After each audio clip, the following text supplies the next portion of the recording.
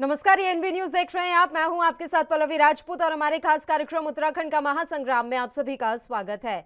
उत्तराखंड में चंपावत उपचुनाव का बिगुल बज चुका है। बीजेपी कांग्रेस दोनों ही पार्टियां जीत का दावा कर रही हैं कि प्रचंड बहुमत से वे अपनी अपनी जीत दर्ज कराएंगी। एक तरफ भारतीय जनता पार्टी ये दावा कर रही है कि उपचुनाव में सीएम धामी के साथ जनता का जनाधार है, तो वहीं सीएम धामी पर जीत की पुष्प वर्षा होगी। तो कांग्रेस ने दावा किया है कि जिस तरीके से खटीमा में सीएम पुष्कर सिंह धामी की हार हुई है, वैसे ही चंपावत में भी पुष्कर सिंह धामी हारेंगे और कांग्रेस की जीत होगी। कांग्रेस पहले ही कह चुकी है कि उपचुनाव हम अवसर के तौर पर ले रहे हैं। वैसे कई दिनों से ये चर्चाएं जारी हैं कि कांग्रेस के कई दिग्गज लोग जो कांग्रेस से नाराज हैं, वो बीजेपी का साथ पकड़ सकते हैं, लेकिन इन चर्चाओं को फिर से हवा मिल गई है। बीजेपी का कहना है कि कांग्रेस डूबता जहाज है, कांग्रेस से लोग लगातार पलायन कर रहे हैं। कांग्रेस कहती है कि कौन किस पार्टी को ज्वाइन करेगा ये तो आने वाला वक्त बताएगा, लेकिन दल बदल बंद होना चाहिए और व्यक्ति को गर्व करना चाहिए, ना कि घमंड। कांग्रेस का कहना है कि सीएम धामी एक बार चुनाव हार चुके हैं और कमजोर पार्टी दल बदल का काम करती है। इस उपचुनाव को कांग्रेस जीत कर दिखाएगी और उपचुनाव में कांग्रेस सीएम को हराकर इतिहास दर्ज करेगी। अब देखने वाली बात यह होगी कि बीजेपी की बात सच होती है या कांग्रेस का इतिहास रचने वाला बयान बरकरार रहता है।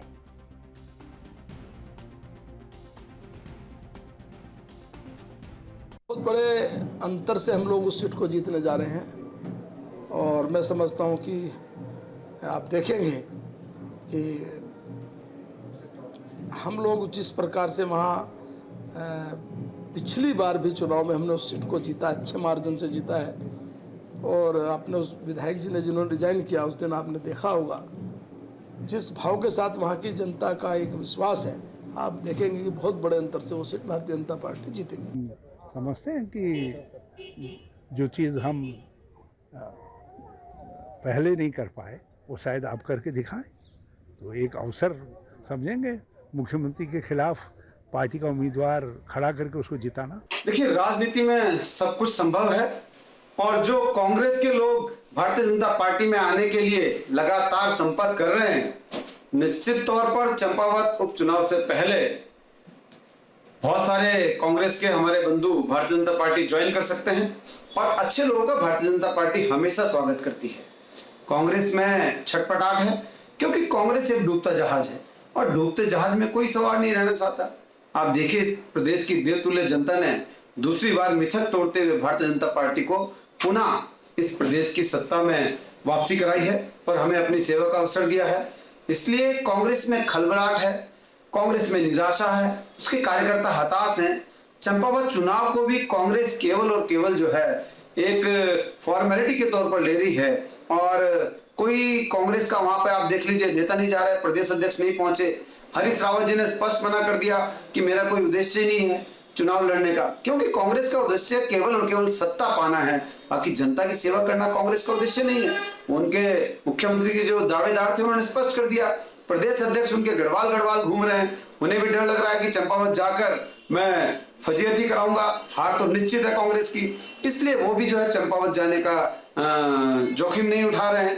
हाँ, 3 विधायकों को उन्होंने जरूर वहां पर जो है नॉमिनेट किया है। अब देखते हैं वो कितनी लाज कांग्रेस की वहां बचा पाएंगे और कितने वोट जो जनता कांग्रेस को वहां देती है। कौन व्यक्ति किस पार्टी को ज्वाइन करेगा ये तो समय बताएगा, लेकिन एक मेरा मानना है कि व्यक्ति को गर्व करना चाहिए, घमंड नहीं करना चाहिए। अभी पिछले दिनों मुख्यमंत्री पद के प्रत्याशी के चुनाव आ रहे हैं, तो चुनाव से पहले अगर हम दल बदल को बढ़ावा दें या कहें कि हम दूसरे दल के लोग व्यक्तियों को तोड़ के अपने दल में ला रहे हैं, तो ये उस पार्टी की कमजोरी साबित है कि वो लोग कमज़ोर हैं और दूसरे दल को, जैसे पहले कहते थे कि अमित शाह हैं तो मुमकिन है, तो जहाँ 4 MLA होते थे वहाँ सरकार गिरा के सरकार आती है। उत्तराखंड के लिए दुर्भाग्यपूर्ण है। मैं इतना कहना चाहूँगा कि जो ये बाई इलेक्शन होगा ये वॉकओवर नहीं होगा। कांग्रेस बहुत ताकत के साथ इस चुनाव को लड़ेगी और मेरा विश्वास है कि इस चुनाव के अप्रत्याशित रिजल्ट हमारे सामने। अधिसूचना जारी होने दीजिए, ना कोई तिथि आई है चुनाव की। कांग्रेस का बहुत मजबूत प्रत्याशी होंगे और प्रत्याशी व्यक्ति नहीं होंगे, पार्टी प्रत्याशी होगी। मैंने कहा आपसे कि इस चुनाव में फिर हम उत्तराखंड के इतिहास को दोहराएंगे और बहुत बड़ा एक अप्रत्याशित रिजल्ट चुनाव का सामने आएगा।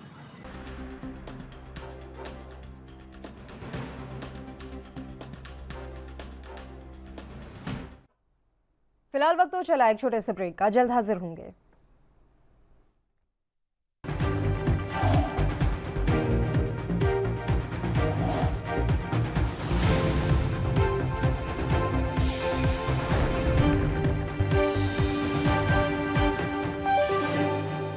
एक बार फिर से आप सभी का स्वागत है। उत्तराखंड के महासंग्राम में चंपावत उपचुनाव पर चर्चा होगी। 3 मेहमान इस समय हमारे साथ जुड़ गए हैं। मेहमानों से आपका परिचय करवा देते हैं। सचिन गुप्ता जी इस समय हमारे साथ जुड़े हुए हैं, प्रदेश प्रवक्ता हैं भारतीय जनता पार्टी के। दिनेश गौड़ जी हमारे साथ जुड़ गए हैं, प्रदेश प्रवक्ता हैं कांग्रेस पार्टी से। और दिनेश शक्ति त्रिखा जी वरिष्ठ पत्रकार के तौर पर इस समय हमारे साथ चर्चा में शामिल है, फोन लाइन पर जुड़े हुए हैं दिनेश जी। तीनों ही मेहमानों का स्वागत है एएनबी न्यूज पर। सचिन जी, शुरुआत आप ही के साथ कर लेते हैं। सर, जानकारी मिल रही है कि कांग्रेस पार्टी लगातार कह रही है कि आपको तो नहीं जीतने देंगे, क्योंकि सीएम धामी अपनी ही सीट से जब चुनाव हार गए थे तो चंपावत उपचुनाव में तो उनकी जीत कैसे भी नहीं हो पाएगी। जी, आप पल्लवी जी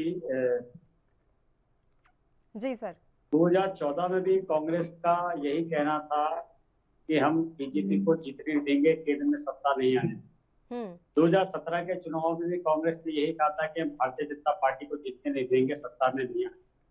2019 के लोकसभा चुनाव में भी उत्तराखंड में यही क्रम चल रहा था और कांग्रेस कहती कि हम कांग्रेस बीजेपी को एक भी सीट जीतने देंगे। और 2022 में तो कांग्रेस बिल्कुल 100% थी कि हम बीजेपी को आने नहीं देंगे, क्योंकि वो सवार थी एक भ्रम में कि एक बार कांग्रेस एक बार भाजपा और अब की बार तो कांग्रेस आने वाली है।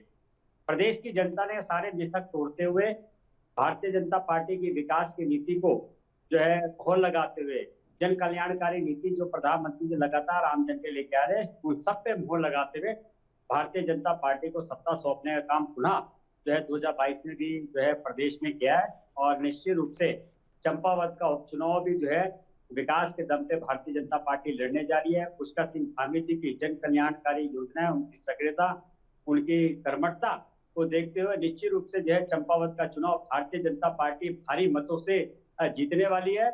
और कांग्रेस के लिए केवल मात्र इतनी सलाह रहेगी कि वो अपने कुनबे को, अपने लोगों को संभाल ले, तो बहुत बड़ी बात है कि चुनाव जीतना उनके लिए गौड़ साहब, ये चुनाव आपके लिए भी बड़े महत्वपूर्ण है सर। कि आपकी पार्टी किस तरीके से बिखरी हुई थी ये सभी ने देखा, खुलकर चीजें सामने आई, तो आपके पास बड़ा अच्छा अवसर है संगठन की मजबूती और एकता दिखाने का। जब चुनाव आता है, भारतीय जनता पार्टी जो है जनता को किस तरह गुमराह करती है, ये आपने भी देखा और हमने भी देखा है। जब तक चुनाव थे तब तक महंगाई पे इन्होंने रोक लगा के रखा। थोड़ा सा जो पेट्रोल डीजल की मार जनता पे पड़ रही थी उसे रोक के रखा इन्होंने। गैस का सिलेंडर था उसको रोक के रखा। और जैसे ये भारी मतों से जीत के आए, वो जो महंगाई का सिलसिला है वो फिर से बढ़ गया है। तोहफे के रूप में उन्होंने पहले दिन ही जो है 50 रुपए गैस में बढ़ा दिए थे। तो जनता को उन्होंने एक प्रकार से हतप्रभ है जनता इस वक्त कि जिस सरकार को उन्होंने इतना बड़ा मैंडेट दिया, वही सरकार उनके बारे में बिल्कुल भी नहीं सोच रही है।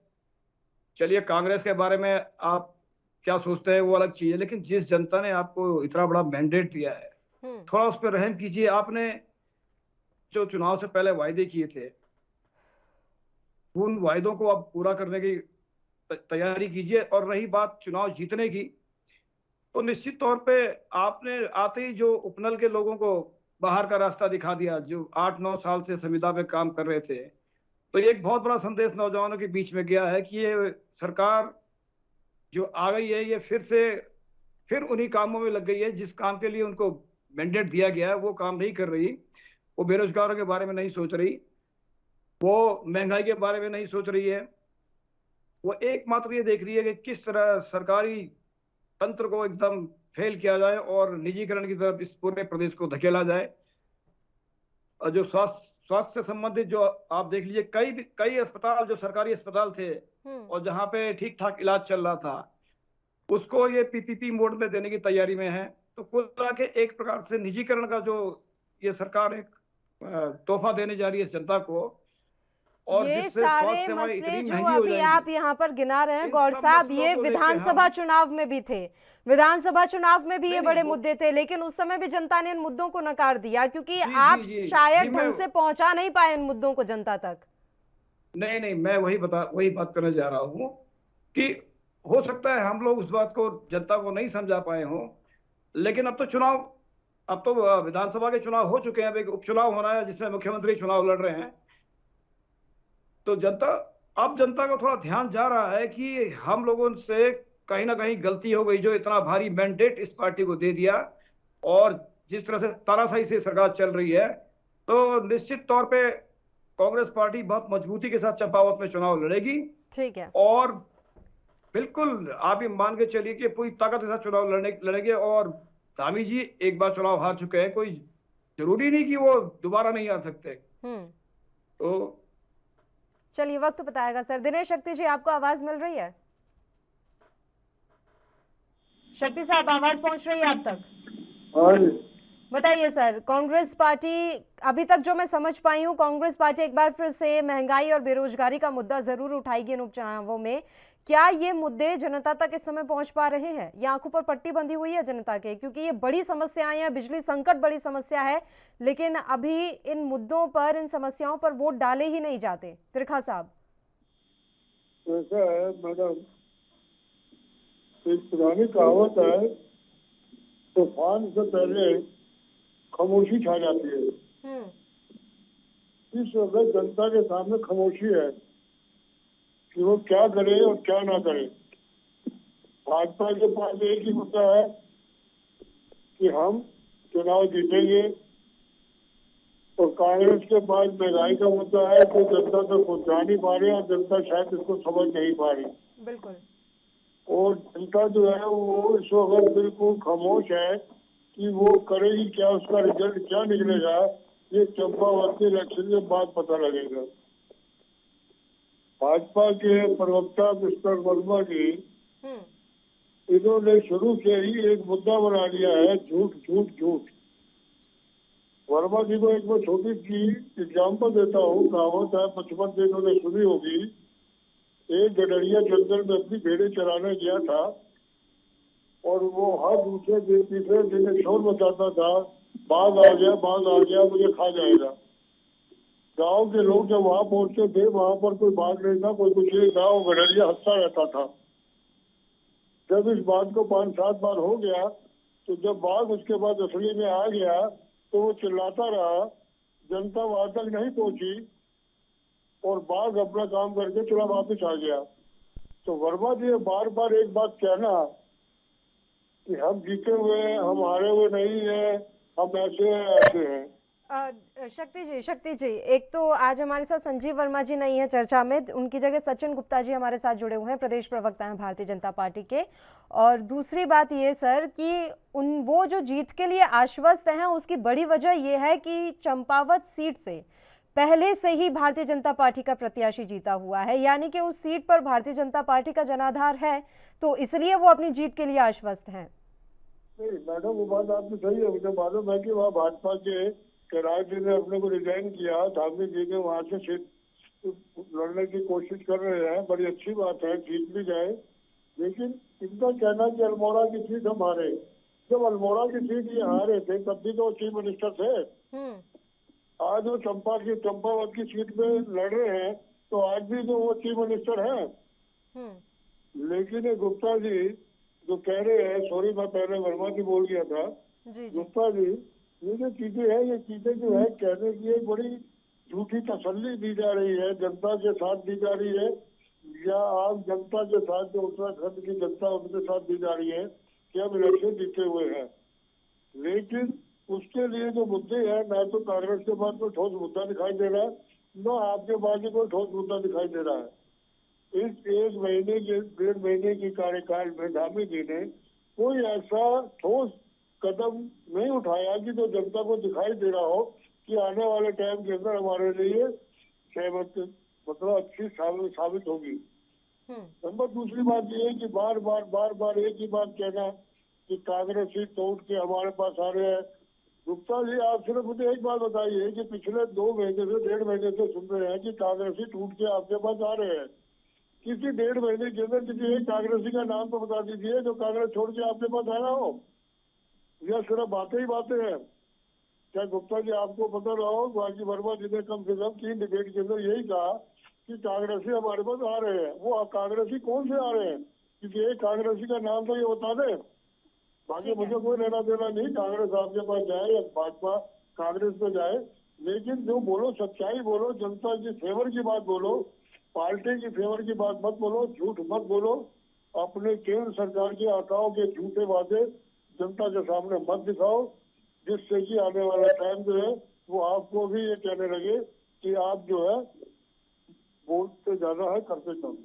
ठीक है सचिन गुप्ता, बिल्कुल गुप्ता जी से जवाब लेंगे, उससे पहले सर बस एक छोटे से ब्रेक के लिए हम यहाँ पर रुक रहे हैं, जल्द हाजिर होंगे।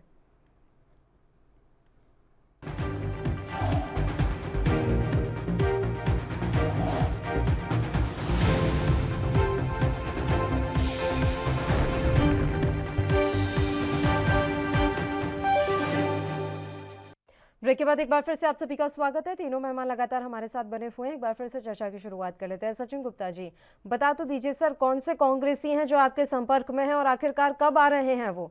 वैसे तो दल बदल होना ही नहीं चाहिए, लेकिन लगातार आप लोगों के द्वारा ये बात बार बार कही जा रही है कि कांग्रेस पार्टी के भीतर फूट है, उनके तो कई विधायक हमारे संपर्क में हैं, उनके बड़े नेता हमारे पास आना चाहते हैं। कौन से ये नेता हैं?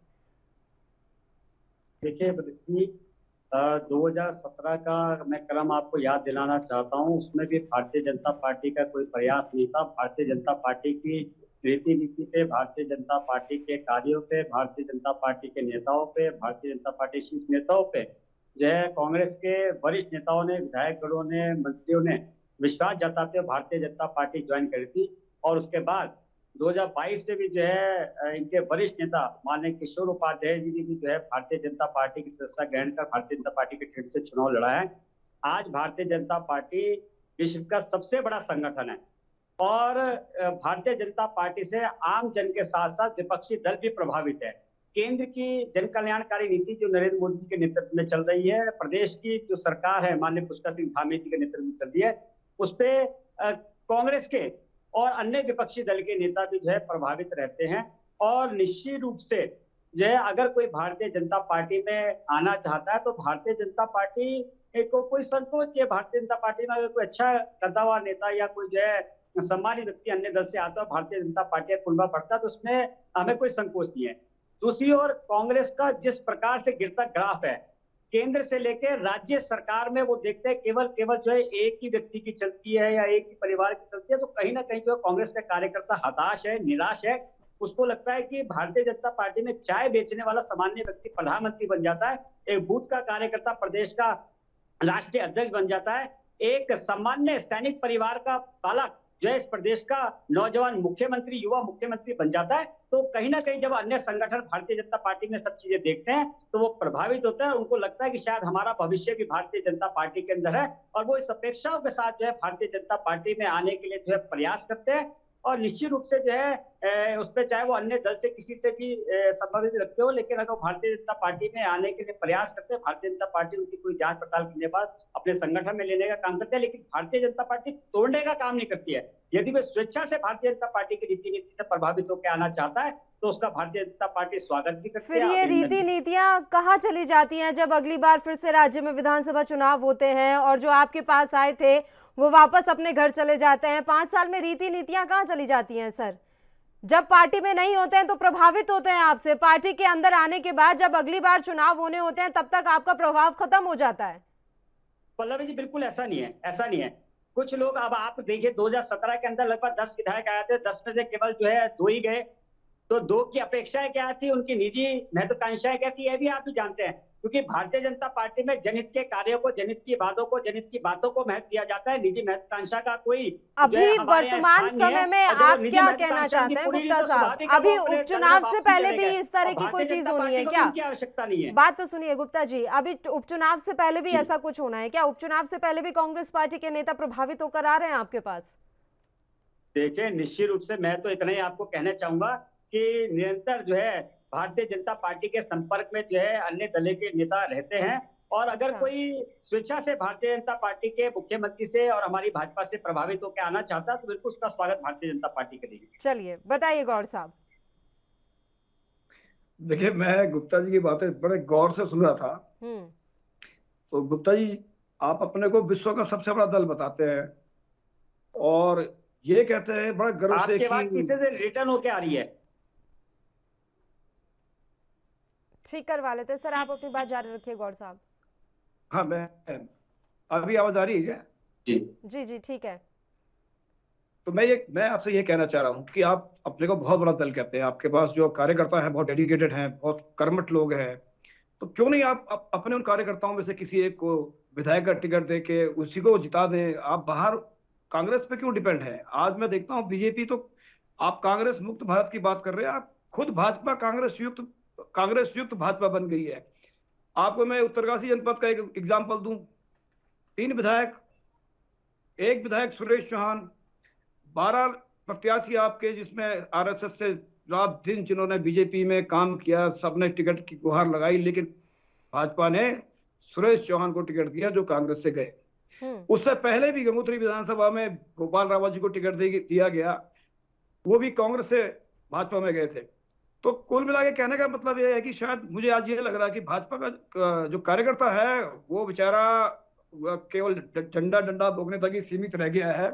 और उन्होंने इस बार गुहार लगाई थी अपने संगठन से कि साहब, आप जो भी कांग्रेस से आदमी आता है आप उसको टिकट देते हैं, हम लोग जो इतनी टाइम से इस दल के साथ जुड़े हुए हैं, इतनी निष्ठा जुड़ी हुई है, आप हमें दरकिनार कर देते हैं। तो कुल मिला के मेरा कहना यह है कि वो बड़े डेडिकेटेड होते हैं आपके कार्यकर्ता, मैं उनका बड़ा सम्मान करता हूं क्योंकि वो पार्टी के लिए बहुत बहुत लगन से काम करते हैं।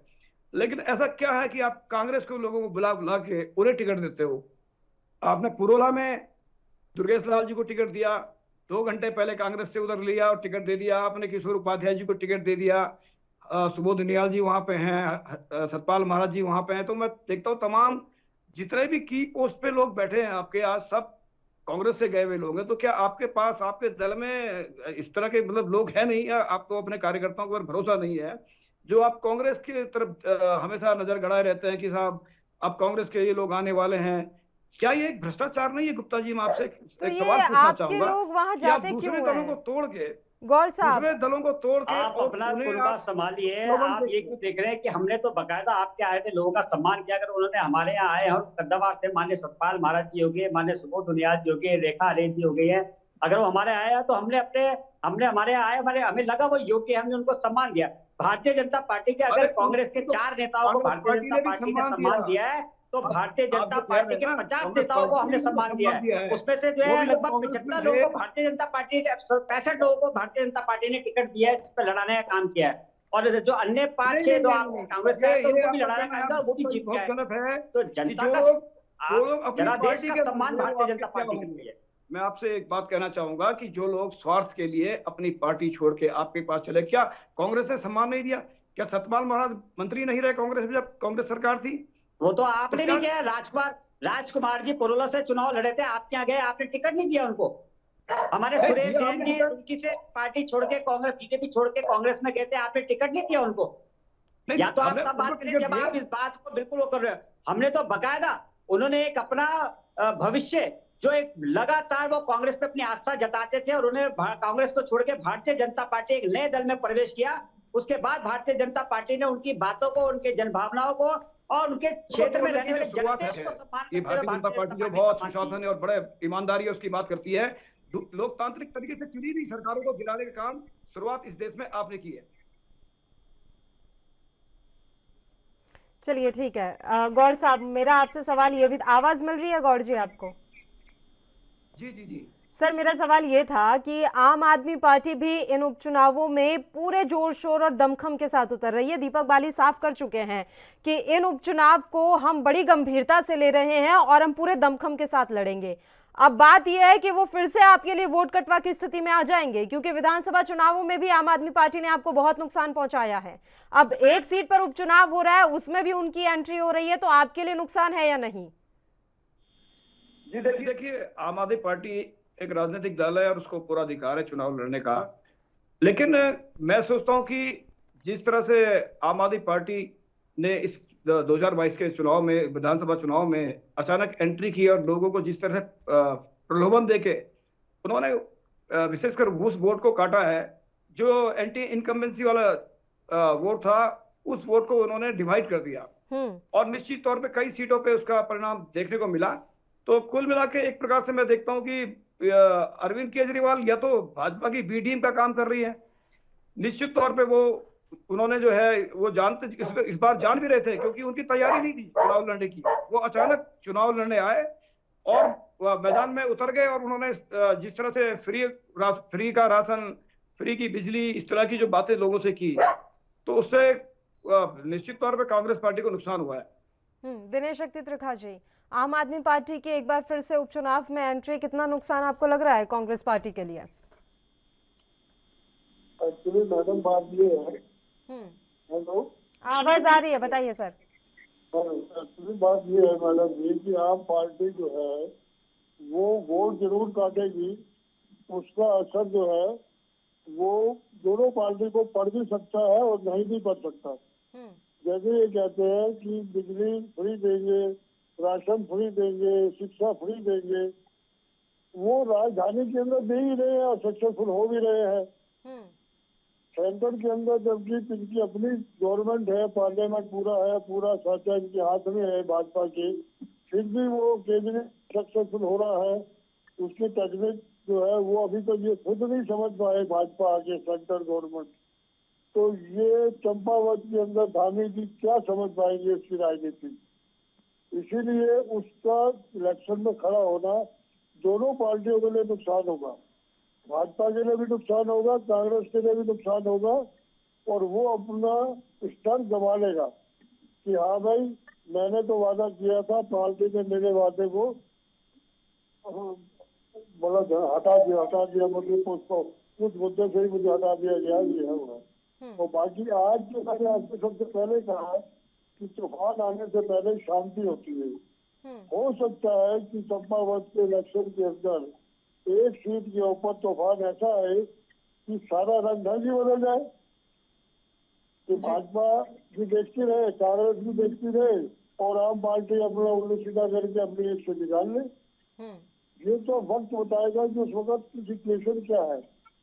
आज जो इलेक्शन हो रहा है वो भाजपा चंपावत में और कांग्रेस चंपावत में और आम पार्टी चंपावत में वहाँ की जनता के मन को टटोल रही है कि उनके दिमाग में क्या है, क्या भाजपा की सीट वहाँ से हारी है या जीती है।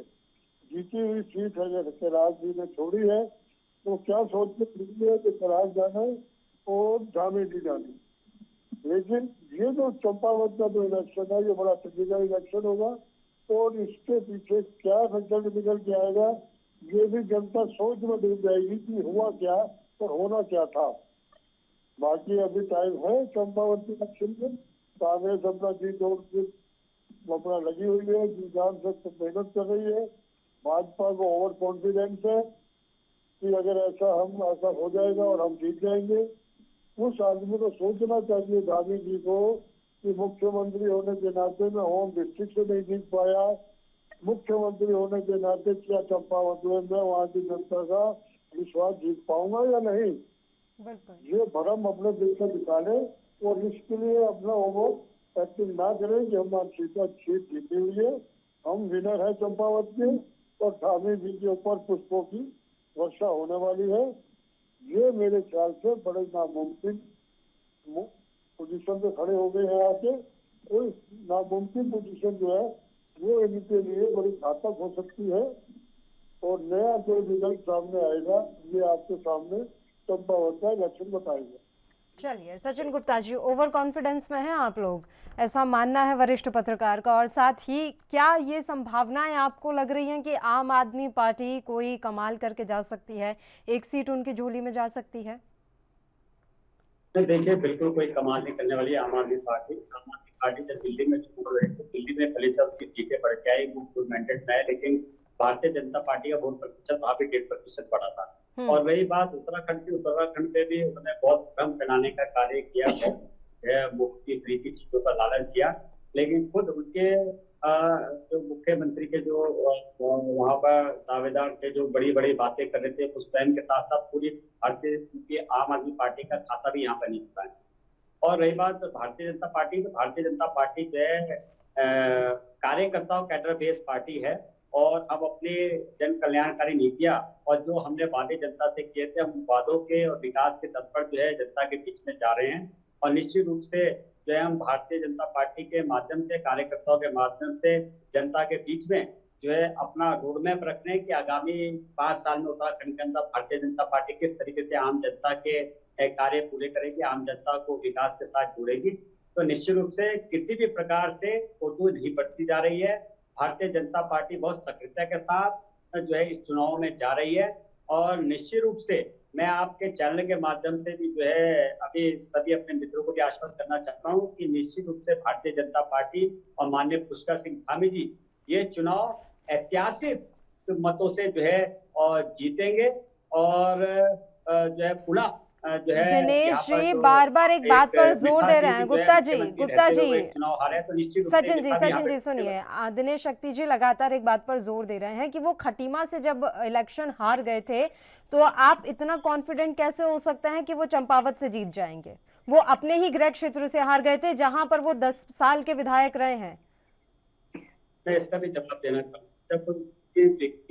जब कोई कैप्टन रण में जाता है तो पूरी सेना के साथ जाता है, और कैप्टन जो है शहीद हो जाता है और पूरी सेना और पूरा जो है किला हम लोग फतेह कर लेते हैं। तो वही माननीय पुष्कर सिंह धामी के साथ वो पूरे प्रदेश के दौरे में लगे, पूरे प्रदेश की प्रत्येक विधानसभाओं में जाकर जो है जनसभाएं की। और निश्चित रूप से वो अपने क्षेत्र में समय नहीं दे पाए, तो ये भी एक बहुत बड़ा कारण हो सकता है। लेकिन ये बात की सत्य है कि पिछले 10 वर्षों से जो है माननीय पुष्कर सिंह धामी जी ने खटीमा के लिए जो विकास किए हैं वो अभूतपूर्ण है। और ये कहीं ना कहीं जनता का जो जनादेश है वो सर माथे पर होता है। और मुझे ऐसा लगता है कि जनता को भी आज जो है अफसोस हो रहा हो कि हमने जो है एक युवा और एक जुझारू मुख्यमंत्री के रूप में अपना बेटा जो है हम नहीं चुन पाए। तो इस अफसोस को जो है दूर करने के लिए जो है चंपावत क्योंकि लगा हुआ क्षेत्र है खटीमा से, तो निश्चित रूप से जो है जनता जो है वहां पर जो है चंपावत में जो है अपनी इस गलती को नहीं दोहराएगी, और माननीय पुष्कर सिंह धामी जी को जो है भारी मतों से जिताने का कार्य चंपावत की जनता भी करेगी। और साथ ही साथ जो है खटीमा के लोग भी जो है मुझे पूर्ण आश्वस्त है कि पूरा सहयोग माननीय मुख्यमंत्री को जिताने के लिए करेंगे। दिनेश गौड़ जी, हम दल बदल के बारे में लगातार बात कर रहे थे। मेरा सवाल आपसे था, आप शायद उस समय सुन नहीं पाए, कि ऐसा क्यों होता है कि आपकी ही पार्टी के नेता दल बदल में सबसे पहले आगे होते हैं? चलिए, भारतीय जनता पार्टी अगर तोड़ भी रही है, तो आपकी पार्टी के इतने पुराने नेता टूट कैसे जाते हैं सर? कहाँ परेशानी आ रही है आपकी पार्टी के अंदर कि अब लोगों का मोह भंग होता जा रहा है और वो इधर उधर जाना ज्यादा प्रेफर कर रहे हैं आपके पास रहने की बजाय? देखिए, ये जो खेल पूरे देश में भारतीय जनता पार्टी ने शुरू किया है, लोकतांत्रिक तरीके से चुनी हुई सरकार है, आपने भी देखा है कई राज्यों में। गौर साहब बस थोड़ी देर के लिए आपको रोक रही हूँ, एक छोटे से ब्रेक के लिए हमें यहाँ पर रुकना है। ब्रेक के उस पार आप ही का जवाब लेंगे, जल्द हाजिर होंगे।